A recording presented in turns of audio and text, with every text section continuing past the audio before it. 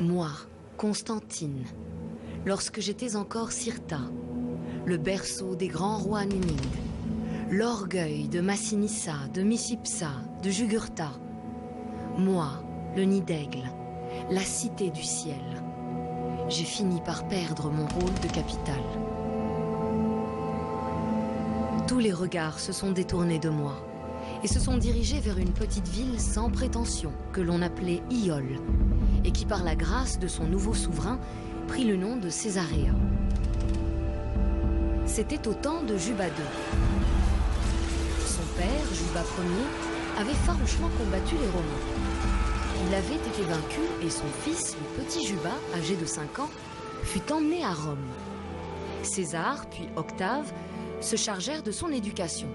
L'enfant était intelligent et jouissait, disait-on, d'une mémoire prodigieuse. Il s'initia à toutes les disciplines, parlait avec aisance le latin et le grec, ce qui fit dire plus tard à Plutarque, le célèbre écrivain grec, que le barbare numide était devenu le plus fin des lettrés grecs.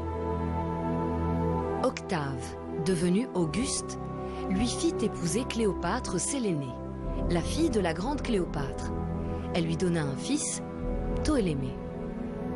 Auguste avait un plan, celui d'installer Juba à la tête de cette Afrique du Nord, un pays réfractaire à la domination étrangère, mais qui pourrait peut-être accepter un souverain natif et originaire de la région. Ce fut chose faite. Le règne de Juba II fut très long, une 50aine d'années. À mon grand regret, je fus délaissé, et tandis que je végétais, Césaréa grandissait, embellissait, prospérait. Rien n'était trop beau pour elle. Tous les grands esprits s'y rencontraient. Juba, qui préférait les sciences à la politique, attirait à lui les plus grands savants.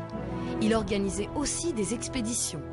C'est lui qui fut à l'origine de la reconnaissance des îles Fortunées. Il écrivait beaucoup et avait une passion pour la botanique. C'est lui encore qui, le premier, répertoria et étudia une plante aux vertus originales et à qui il donna le nom de son médecin, Leforbe.